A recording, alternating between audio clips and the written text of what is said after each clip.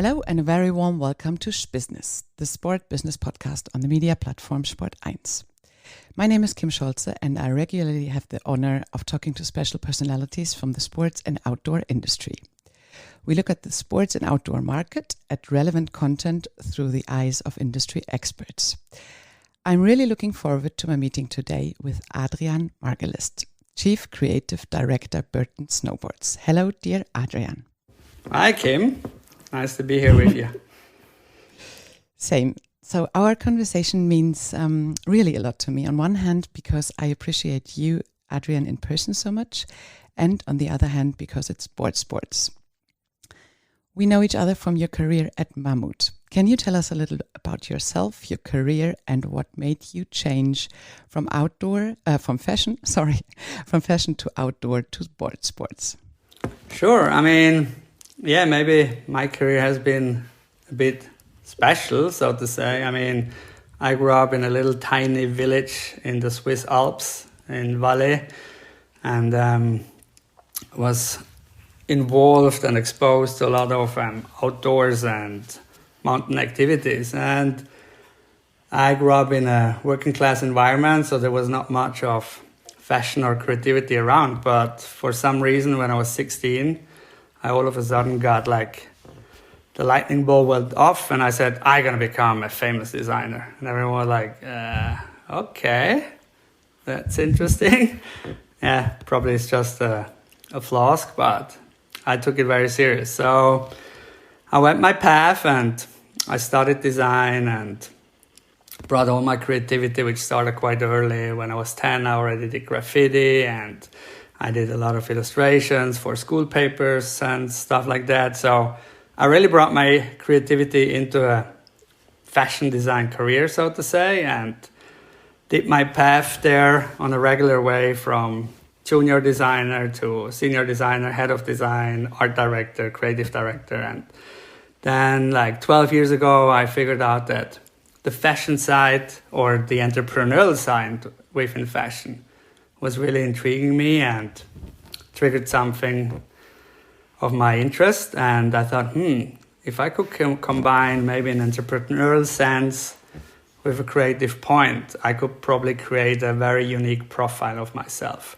And that's what I started to do. So I changed from being a designer as such to be a very entrepreneurial creative. And that's why I started becoming a C-level within the fashion industry. And I had the chance to travel the world for 18 years. I lived in Milan, I lived in London, I lived in Düsseldorf. Then I moved to Seoul, South Korea, then back to Berlin. And finally, as you said, 5 years ago, I got the call from Mammut, outdoor specialist, which to me was like, that's a very different world. But since I knew the brand since being growing up in the mountaineering environment, as said, I thought this is a really great chance and opportunity. It's a 160-year-old brand from Switzerland, me being Swiss. And that was the reason they called me. They said, we need to change this brand and we need to make it fresh. And you have this global eye, but you're a mountain boy by heart. And I think there's not many out there which have that profile we are looking for. So I took the opportunity and moved back to Switzerland. And that's where I am since 5 years now. It's really impressive what you just mentioned, very humble, how your industry career was and where you all lived. But maybe you can mention some brands and what you did with them and for them, because I guess this is important to understand the next 45 minutes what you are up to. Sure. It started already very special because, as said, the environment I'm coming from, we were not ready to dive into such career. So I had the luck that my 13-year-older brother, who already made some money as a banker in Switzerland, Zurich, he believed in me and he invested in me. So he paid all my studies. So that was already a very special beginning because I'm the only child out of 4 who had the ability to study, thanks to my brother. And we then said, if you want to have an international career, because we figured out pretty quickly that Switzerland is not relevant in the fashion industry as much. Of course, we have Acris, we have Bali, but that's more or less it. So We did some research and figured out, okay, Milan, there is a great master in Milan at the Istituto Marangoni, and that's where we decided to go for my master. But then we figured out that we only had money for 8 months, and they said, yeah, it's impossible. The shortest master ever done was 13 months, and I said, I'm gonna do it. They were like, you're gonna waste your money, but okay, be our guest. So long story short, I did my master in 8 months, and I graduated with 30 out of 30 points. And at that school, WGSN nominated Marangoni as the best school of planet Earth.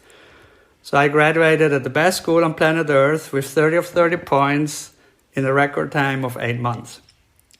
And that brought me to my first job in London, where I started my career at Vivienne Westwood. So yeah, the beginning was already very, very special. So the 25-year-old kid from the 10,000 people village in the Swiss Alps, packing his luggage and moving to London and starting his career at Vivienne Westwood, that was a very special time. And yeah, from there, I said before, I did my path, and I worked at Vivienne Westwood. Then I had the chance to get a job at Esprit back in the days, a very successful environment, a little bit different than it is today. And I got a head of design job at Esprit, and I learned a lot there in the fast fashion industry, because 12 collections a year, so I learned a lot of the sourcing and supply side. And from there I decided to go back to the high-end luxury world, because I really appreciated that very much, the whole craftsmanship, and I loved the detail and the quality. So I worked then for Fabric Frontline, which was a very high-end manufacturer for silk fabrics. So I worked for all the couturiers in Paris, New York, Milan. I worked for Lagerfeld, Lacroix, Bill Blass, Dior, Chanel, you name them. So I created all the catwalk fabrics for those guys. That's what I did for 4 years. So I learned a lot about textiles. And then I got the offer from Mrs. Sang-Joo Kim, when she bought the brand MCM in 2008, to become the global artistic director for MCM. And I thought, that's a really great opportunity, because it was a really old brand from Munich, 1976, very dusty, very done. And I always loved challenges. And I said, I'm going to do that. And everyone said, oh boy, you just ruined your career. I mean, why would you go to that brand? It's done. I said, yeah, but that's the cool thing. If you go somewhere which is already moving, what's the point? There's nothing to change. So you just keep going. So I really love challenges to move things, to change things, to turn around things. And I started there in 2008, and I think it's quite history what happened to the brand. I mean, we literally flipped the brand to a global streetwear luxury brand. So actually 12 years before all the other luxury brands figured out that the clash with streetwear is cool. And that was then the breakthrough for my global career, because I was really exposed to the global industry, the global media, the global press. And it was also where I figured out I'm actually an entrepreneur. I'm a change maker. I'm a turnaround manager. That's what I'm able to do best, to motivate and bring people along to change things. And that's where I then really decided to put all my chips on that one field and to group my career or put the needle towards that direction. So today I call myself a brand shaper, and I usually get called by brands who it's rather too late or who need some change, who need global positioning or whatsoever. So I don't get phone calls from the brands who are running well. I get phone calls from the brands who want to move on who want to do some change. It's impressive how your energy works, and I really remember the first moments on ISPO when you just started with Mammut, and maybe it is interesting for all people listening to us. What's now different with Burton compared to your previous jobs, and what makes you tick in that role? I think what's different is that Burton is a very well-running corporate, so it's less about turnaround, is much more about what's next, what's the next chapter, what's the next position. As we know, Mahmoud was a clear turnaround management, and the company was loss-making, and then we got called, Oliver Pops and myself, to really turn the company around, and that's what we did. Here at Burton, it's a well-running, family-owned business, and as you all know, unfortunately 2 years ago, Jake Burton Carpenter, the founder and owner and heart and soul of the company, passed away. So after almost 40 years, it was a big vacuum at the company, because he was like the pillar, the heart and soul, and it was like, oh my gosh, what's next? So no one really thought what's going to happen with that brand and what's next. And then Donna Carpenter, Jake's wife and widow, decided we're going to make this legacy even bigger, and we're going to find the right people. And I got to meet Donna, and we got along quite well, and she understood that I'm probably the guy they are looking for, and that I probably can support the family to take Jake's legacy and to bring it together with the whole team to the next level. And that's the challenge I'm in now since a year, or the opportunity, and working full force with the teams to make it happen. And it's a very, very interesting job, because I'm between the family and the corporate, and it's a very beautiful experience. And they have 3 sons, and each senior leader is like mentor to one son, and I'm mentor to Timmy, the youngest, who takes over now the Mine 77, Jake's true legacy. And so it's between being a big entrepreneur and being like almost a father figure or an elderly brother figure, and between true business from rational to emotional. So it's a very, very interesting and amazing opportunity I got here. Unbelievable. So maybe to get the holistic picture, you said you just came back from 1 month being there. As this is a sport business podcast related to the personalities of our industry, maybe you can give us like a short roundabout on facts, figures, what makes the market shares right now, where do you see the board sport and outdoor industry? What is the whole thing around at the moment? In general, as we can see, the board sports really having a renaissance. Surfing is booming, skating is back, and so is snowboarding. And we were the first generation snowboarders. I started snowboarding as really the underdog in 1987, so I was really in the first wave of that sport, and I know the industry, I know the sport, and I know the brand. And then the boom days were the 90s and the early 2000s. Snowboarding was like crushing it. And then, yes, it had a downturn, and Generation Y was less snowboarders so. And now we can see that the Gen X is racing the Gen Z, and they becoming riders again, because they get it from the first generation, and now we have the chance to create the second wave. So snowboarding is really on an uptrend. We can see it on the figures in the resorts. We can see it from the figures on the business. And then the board sports side is one factor, of course, where we build on. That's the core. But then on the other hand, the whole outdoor is still booming, and it's booming in all directions. And the melting from outdoor to streetwear, where of course a board brand is per se already cooler. So the spread from being a board sport brand to more urban is much easier than being a true mountaineering brand, because we already have the coolness factor. And then what's happening is China just really experiences the first wave of snowboarders, and it's wild. it's like the 90s over here.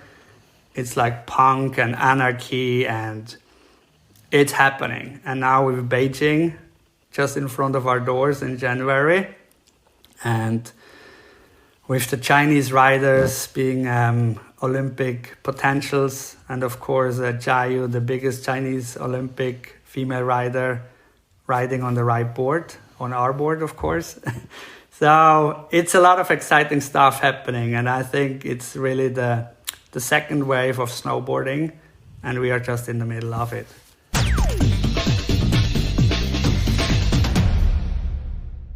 A short break. Here comes an independent commercial. Commercial done, back to our conversation.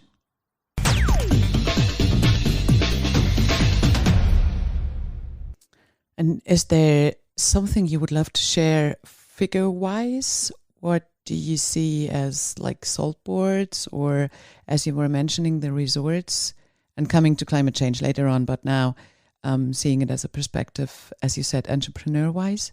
Is there anything you want to share? I mean, I can't share figures from the company since we are a family-owned business and we don't share figures, but we are on a very good growth path, and we are on a very successful, profitable path. And when you can see, even last year, where most resorts were closed, everyone tried someone to do business. I mean, Switzerland took a very own path. All the resorts were open. The US took a path. They tried to have the resorts open. And we can really see that the figures... So snowboarding is growing now faster than skiing is growing again. And that's a very great indicator, because the last 15 years, it was more a downtrend on the snowboarding. And since 2 seasons now, we can see that the CAGR of the snowboard growth is much bigger again than the CAGR of the skiing growth. And of course, we are also very, very close to people from the skiing industry. I mean, in general, at Burton, we are a very open-minded environment, and we talk a lot to other senior leaders, to other CEOs from other big brands, because we believe in exchange and cooperation, such, and less competition, because at the end of the day, we all want a piece of the cake. And if you try to make the whole cake bigger, each piece of the cake is going to be bigger. So that's a bit our philosophy and ideology. So yes, we can see that the tendency is definitely going in the right direction. And seeing what you were mentioning in terms of shoulder-to-shoulder approaches in the industry, Burton was always, and this is where my roots were in my starting career, it was always enormously progressive in various fields of play. So can you guide us through the most important pillars or thoughts you have towards market, culture, sustainability? What do you see in your eyes and also out of the eyes of the industry and Burton? Sure. I mean, yeah, you mentioned Burton was always more on the progressive side. And when we see of market development, I definitely say that we are the most progressive now in the Chinese market. I mean, we go full force, and it's an open secret. It's public that we have a joint venture in China with Hill House, which is a huge portfolio.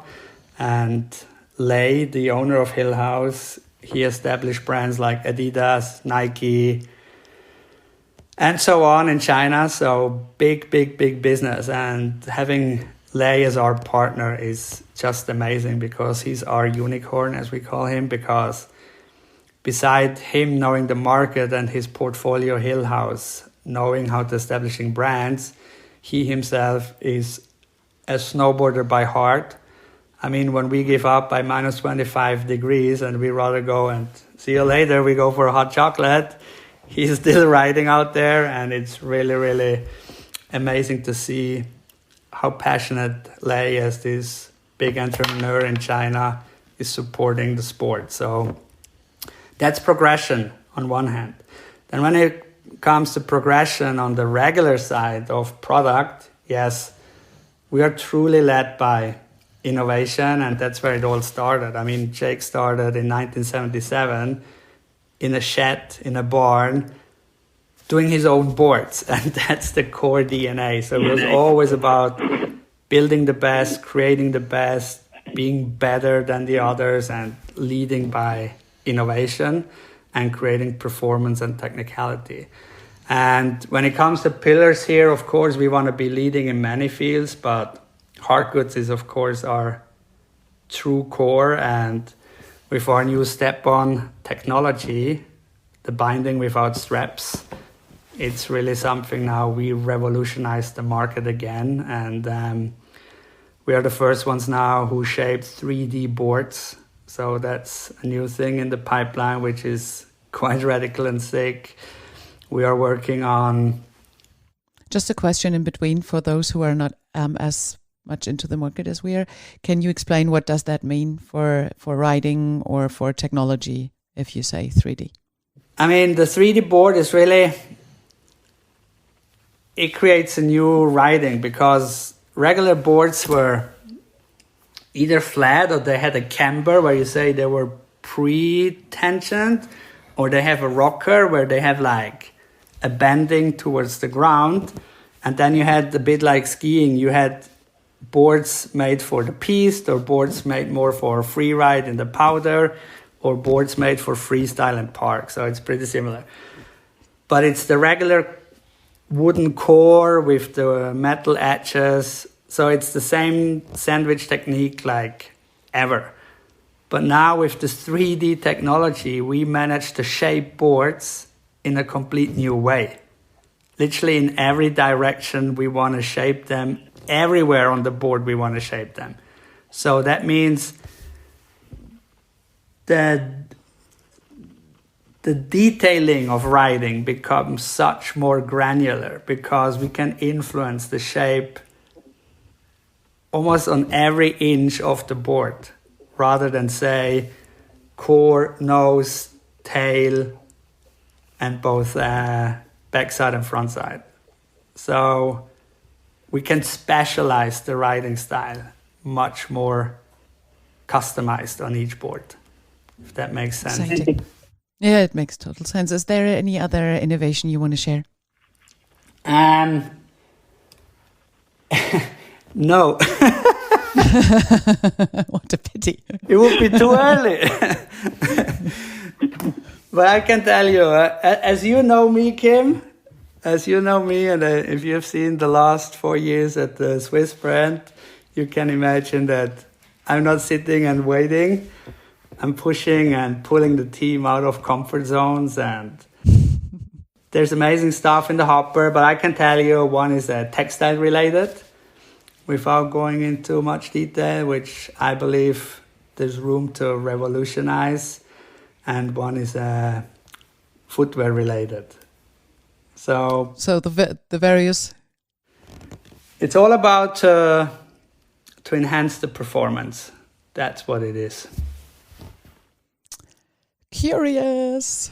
We need to do another one in winter, in high winter. So maybe having a little sidestep towards climate change, to what that means for boardsport industry, for outdoor industry. Is there something you want to share from your thoughts? Because I know that you're heavy into like doing business right. So maybe you can share your thoughts on that. And here I really start personally. It's really bothering me, and it's really worrying me to see where we are at and where we as humankind are heading to. And I think it's just a disaster, and it's a disaster to see that no one literally gives a damn. And I mean, Johan Röckström is explaining us in 22 minutes, pretty clear and pretty simple, that the point of no return is almost crossed. But people think, yeah, the other one can solve it, but we cannot. So it's really worrying me. And I also think that the discussion is wrong, because we talk about, we need to save the planet. Now, the planet will save himself. So the discussion should be, do we really want to save human race? So do we really want that human beings are still on this planet in 100 years, 200 years, 300 years? And if the answer is yes, we need to change something. If the answer is like everyone likes, I don't care, I don't give a damn because I live now, then okay. Then the discussion is, most probably if we continue the way we do, in 30, 40, 50, 100 years, there won't be no human anymore, because it's science-based. It's not like, oh, it could happen or it couldn't happen. It's science-based. I mean, it's pretty clear. If you don't manage the 1.5%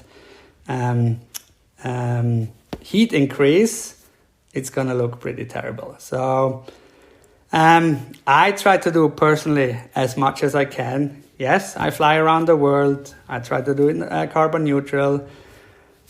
I changed my cars. I changed my way of living. I try to have my microcosmos as good as possible. And that's why also, to me, when I got the chance working for Burton, I was really, really stoked about, because we are really, really advanced and forward, I would say, even in the outdoor industry, not just at the board sports. I mean, we are B Corp. We have just announced the 25 global goals. We think philanthropic. We give everything back the environmental changes. We try to be carbon neutral by 2025. So we are doing so much, but we don't really talk about. So yes, to me, the climate change is definitely real and something that bothers me almost every day. Also having a 14-year-old son and trying to educate him and trying to tell him that the new generation should put all their efforts and great qualities and skill sets and talents they bring to invest in hopefully getting the climate change under control. I remember when I started working with the sustainability projects for ISPO, I had a lot to do with Ali Kenny, and she was so heavy into all the conversations, being also with Barack Obama together. So there are roots. Can you share some of those? Because I guess in Europe it's totally different working with the governmental sides. It's different, and yeah, Ali is definitely our forefront, and she got promoted Chief Strategy Officer, and sustainability is one of her topics. But we have great people with Emily Foster running the whole thing. But I think what's really, really impressive at Burton is that really we managed to establish it as a mindset. And even when we start on the product side, some questions like, oh, this is a cool fabric, but it's not bluesign. Can we utilize it? That question doesn't even come up, because we know we can't utilize it. So it's really Ali and the team managed to establish it on a mindset base and really to infiltrate the whole organization that, hey, this is the way we're heading to. Donna started that very, very early. It's all driven by Donna, and Jake adapted to it, and everyone agreed that this is the way we want to go to, because at the end of the day, it's pretty simple. No winter, no snowboard. I mean, if you want to remain our business, and if we want to remain our business to give back, even to become carbon positive, then we need to move towards that direction. And yeah, we have so much progress in place. I mean, as I said, bluesign is one, but then the carbon neutral as a first step, then the carbon positive as a second step is in place. We just announced that we give an amount of turnover, one-on-one in cash back to environmental projects. So a lot of things are happening. Thank you for sharing that. Is there any critical point you want to share? What do you do different at Burton compared to your other career steps, or where are your personal challenges, hurdles? It's always so interesting to hear from inspiring persons as you are, what to learn from, or let's call it like a leadership role you have, not only for the brands you're working with, but also for the industry. So what can you share on that side? What's interesting for me is that, I mean, I've worked for European corporates, of course. I worked in Asian environment when I worked for Mrs. Kim in Seoul, South Korea. Now it's the first time I work for an American corporate. And I don't know if it's a regular American corporate since it's family owned, so I can't compare it to others. But it's to me also something new, but new in a positive way, because I'm a very curious, open person and I want to learn every day something myself. And now being the only non-American in the board of an American family-owned corporate is a very unique role in a good sense. And I often go like, global lens, global lens, global lens. So they go like, oh my God, why did we hire the dude from over there? He's getting on our nerves. But it's my role, because I'm here to bridge the markets, North American, Europe, and Asia. And I think they appreciate more than they think I'm going on their nerves. But America's so big, and America as a market is so big. And you see all the big competitors. I mean, we know them, like Columbia, North Face, Patagonia. They make so much money just in that one single market. Then you often tend to see things just through the one lens. And my opportunity here is really to bring them along and say, hey, we have so much more opportunity because we are the number one global snowboard brand. And I believe there's always a 75% of global overlap. And if we manage to create that, our triggers and opportunities going to be so much more. So I think it's the first time in my career that I sort of play the role of being the immigrant, but in a good way. And because when you work as a Swiss for a Swiss company, you belong to the core by nature. But if you work for an American corporate, being the European kid, it gives you a different perspective. And I appreciate it because I learn a lot. I learn how to navigate with Americans in a good sense, because every culture is different, and we know that. And everyone, the way they grew up, the point of view is different. So I would say it's good stuff I'm learning here. So where's your source of energy and your source of passion? Where do you get that from? Oh, that's a really good question, Kim. I think I got it in my crib. I think I was born with it. I think I'm just a positive spirit. I try to be... I think life is short in general. And then I go like with the really simple ideology, why should I waste my time of being negative? Or why should I waste my time of something I can't influence? Like people moaning about things which they have zero influence, which I go like, dude, what's the point? So I rather try to spend positive energy on the things I know I can influence. And I'm a big believer in the butterfly effect. So I believe if I influence things in my little microcosmos, sooner or later they will influence somewhere else, because it's a chain reaction. So if I send a little smile to the woman in the bakery who gives me the bread in the morning, and she lightens up and she gives it further and she goes home for lunch and is positively... So it's just these little human interactions. I think that gives me energy in general. And on the other hand, I just love what I do.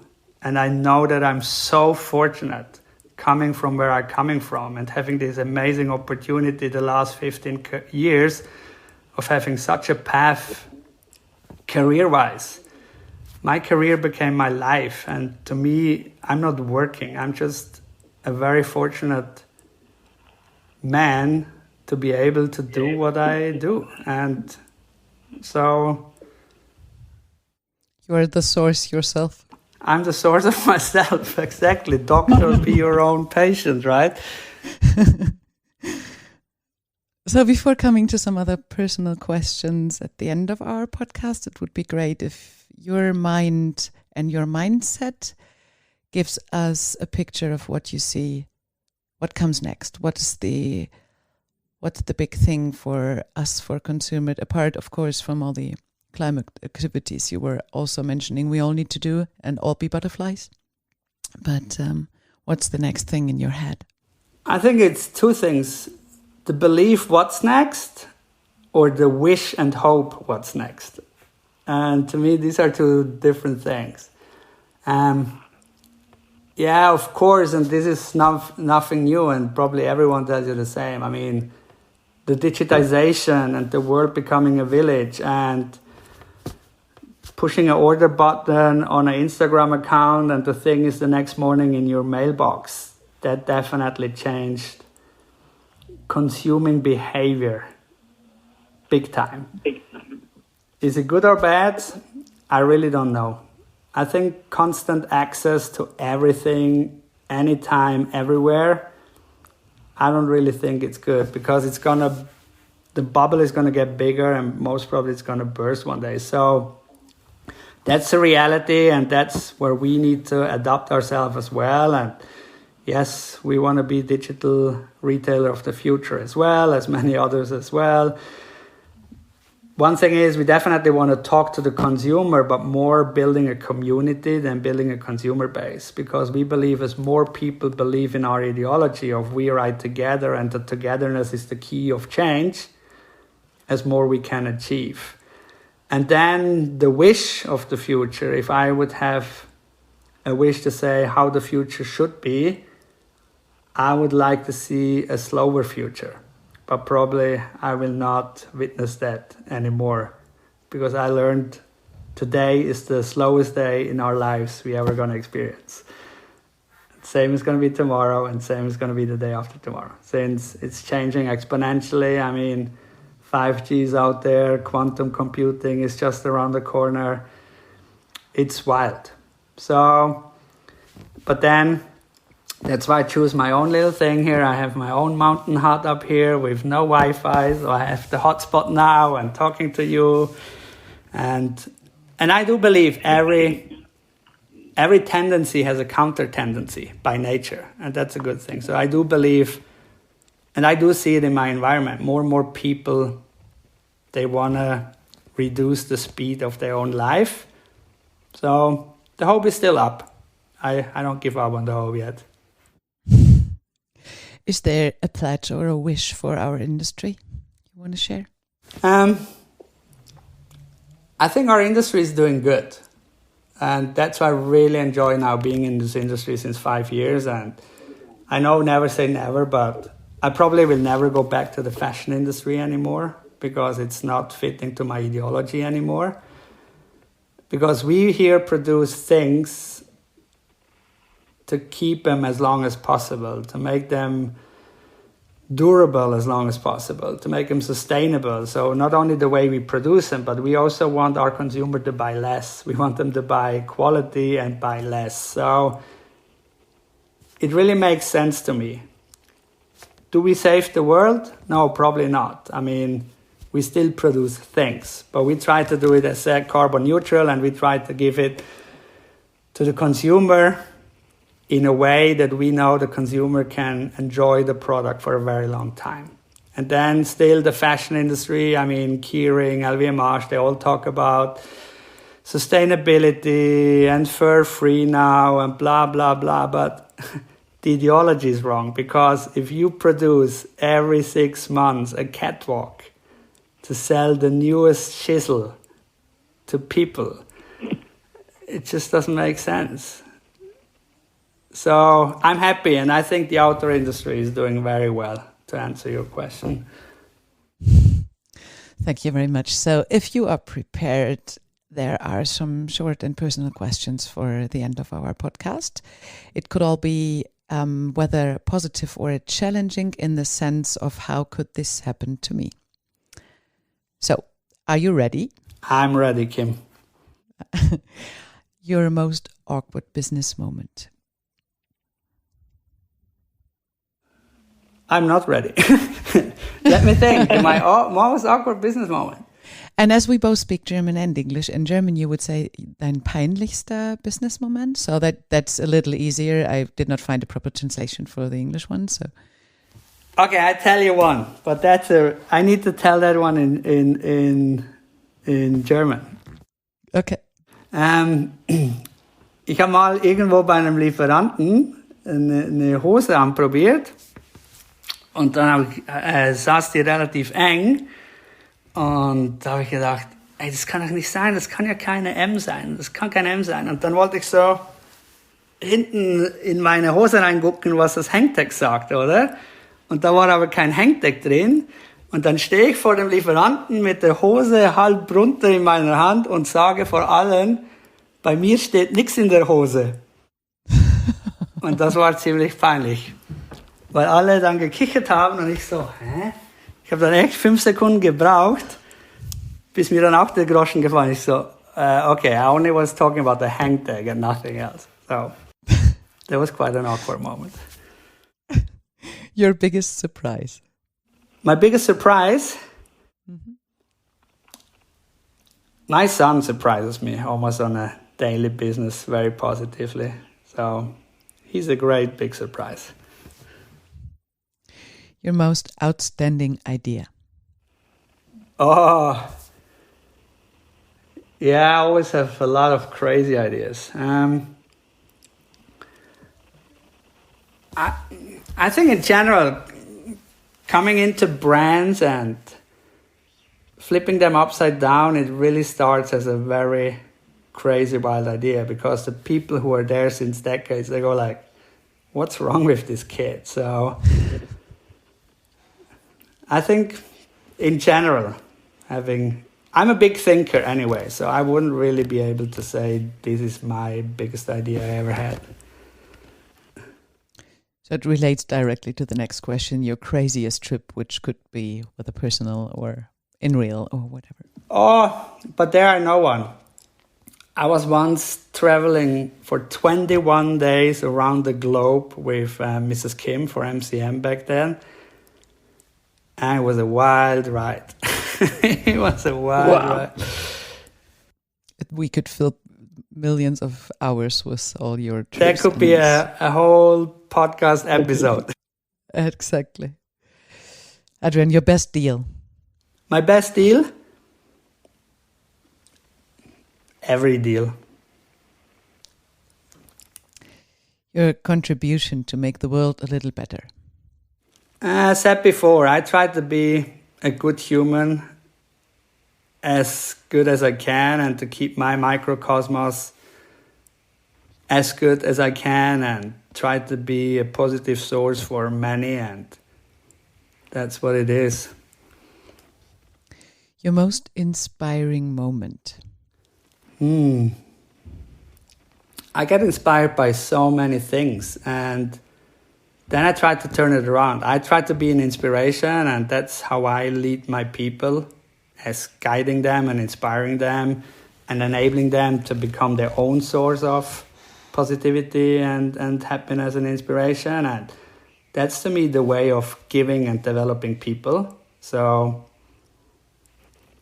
I know my answers are like so random or so open, but that's what it is. Your most reliable source? I guess I know the answer. But it is, at the end of the day, I'm closest to myself. So it's going to be me, unfortunately, or fortunately. Fortunately for me, and maybe unfortunately for my surrounding. But I'm honest. When it comes really hard on heart, I stand very close to myself. Can you recommend a book, a podcast, or a film? What inspired you recently? Yeah, the last one I just watched, but it's out there everywhere right now. It's Squid Game. And of course, me having lived in Korea for 6 years, I know the culture quite well. So I understood some subconscious things in there, maybe different than a regular watcher. But I think it was pretty twisted and quirky, but in a good sense. So it was quite inspiring to me. I loved the editing of it. I loved the way it was shot. So yeah, it was pretty cool. Thank you. And how can people get in touch with you if they want to be inspired by you? Actually, I'm very humble and open and easy approachable. I mean, I get so many mails via LinkedIn, or even my personal email can be found on the World Wide Web, and I get back to everyone, even if it's a student or a CEO, I don't care. I think just a quick thank you for reaching out to everyone. It doesn't cost you anything than a couple seconds of your life. So everyone can reach out to me, and whenever I can help, I try to help, because I was once in the beginning of my career as well. So I appreciated help, and I try to live against the same ideology. Thank you. We are at the end of our questions. I really appreciated our time being together. It was so long ago without the trade shows and with all traveling possible. So it's always very great to talk to you. Thank you so much. Thank you so much, Kim. The pleasure was on my side, and really, appreciate that you have me for your podcast and to be one of these personalities you interview. And thanks for your time, Kim. Really appreciate it. Same to you, and hope to see you soon. Share thoughts and energy. Take care.